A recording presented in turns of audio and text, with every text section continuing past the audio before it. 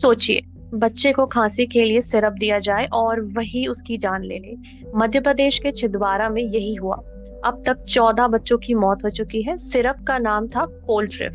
Test report में निकला इसमें डाई इथाइलिन ग्लाइकॉल डीईजी मिला है, एक इंडस्ट्रियल केमिकल जो इंसान के लिए जहर है। अब कंपनी श्रेष्ठान फार्मा पर केस हुआ और पूरे एमपी में सिरप बैन कर दिया गया। लेकिन प्रॉब्लम सिर्फ यही नहीं है। 2022 में गाम्बिया में 70 बच्चे मारे गए इंडियन कफ सिरप से। उज्बेकिस्तान में भी ऐसे ही डेथ्स हुई।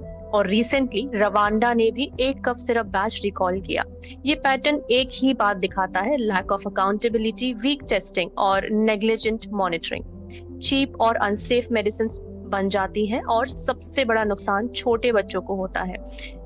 इंडिया दुनिया का सबसे बड़ा एक्सपोर्टर है, लेकिन ऐसे केसेस हमारी क्रेडिबिलिटी को रिस्क में डालते हैं।